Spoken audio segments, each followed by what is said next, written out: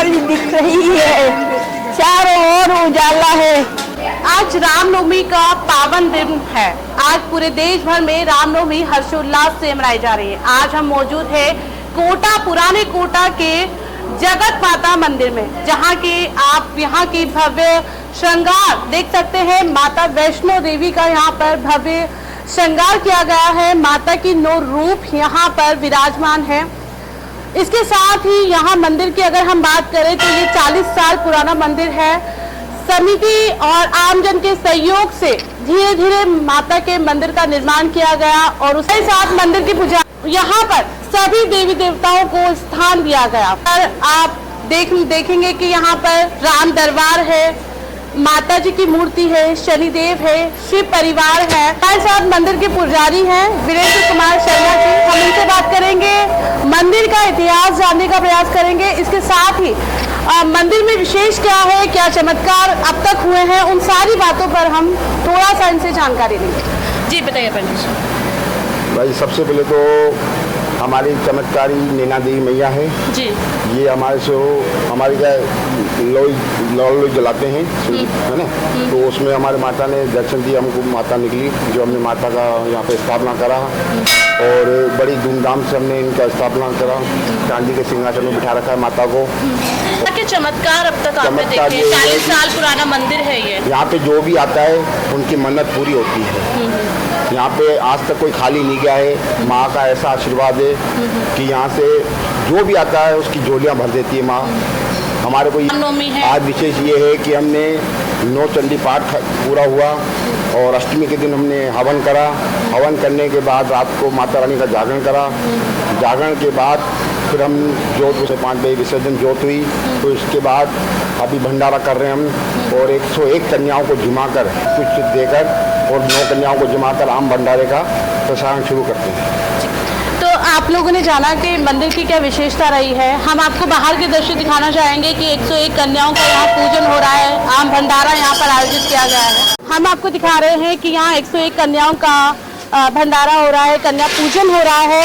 आप देख सकते हैं माता को जो भोग लगाया जाता है विशेष तरह से चने और हलवा, ये माता को विशेष तौर से भोग के रूप में लगाया जाता है। वही भोग आज इन कन्याओं को खिलाया जा रहा है।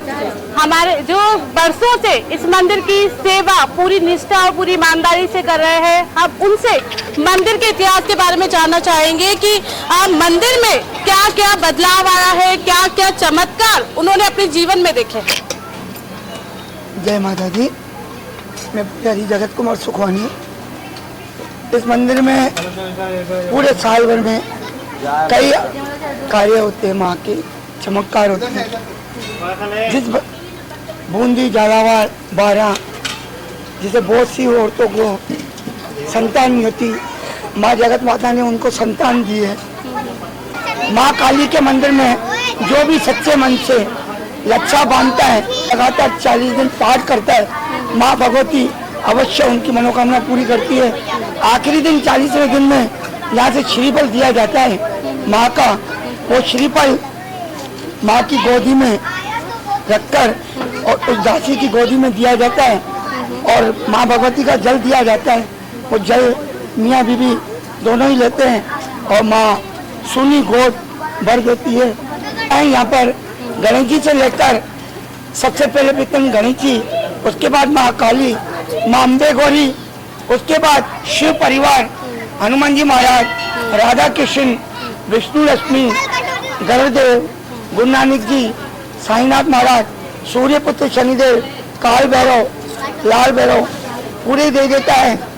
वैसे जगत माता का नाम असली तो वैसे हिमाचल वाली है ये माँ नैना देवी, मगर भक्तों ने, कोटा वालों ने उनका नाम जगत माता रख दिया और जब से जगत माता ही अपना कैसे हुई स्थापना। सबसे पहले यहाँ लोहड़ी मनाई जाती है पंजाबियों की। जो हमने सारे पत्थरों को धोया, एक गोल पिंडी में माँ नैना देवी निकली, उनको नहलाकर अभिषेक कराकर पंचामृत से विधि विधान से पंचकुंडी यज्ञ कराकर ब्राह्मणों को बुलाकर एक चबूतरे पे बिठा दिया और उस चबूतरे पे बिठाने के बाद जो भी भक्त आते थे माँ से मनोकामना मांगते थे। आज इतना बड़ा भव्य जगत माता मंदिर बन गया है जो बॉम्बे से, दिल्ली से भक्त आते हैं अपनी मनोकामना उतारने। माँ भगवती सबकी झोली भरती है, कोई नौकरी के लिए, कोई पढ़ाई के लिए, कोई औलाद के लिए। और यहाँ फ्री सेवा पथरी की दवाई भी दी जाती है, वो भी कलकत्ते से आती है। सिर्फ सोनोग्राफी की सेवा देख के देते हैं। ताना कहते हैं पत्थर में भगवान बसते हैं। पत्थर में जब भगवान बसते हैं तो उनकी पूजा होना लाजमी हो जाता है।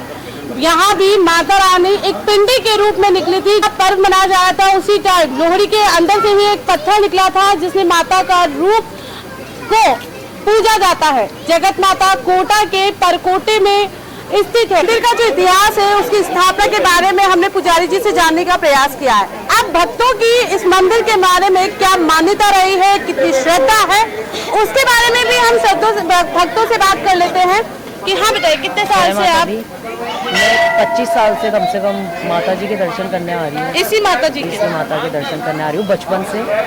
बहुत अच्छा मतलब फीलिंग आती है कि माँ अपने साथ है। 9 देवी रूप में माँ स्थापित है यहाँ। ऐसा लगता है मानो जैसे वैष्णो देवी के दर्शन हमें यहीं हो जाते हैं। किसी प्रकार की कोई भी परेशानी हो, माँ काली के आगे हाजिरी लगाने के बाद 1 महीने के बाद पूरा मतलब रिजल्ट आ जाता है पॉजिटिव।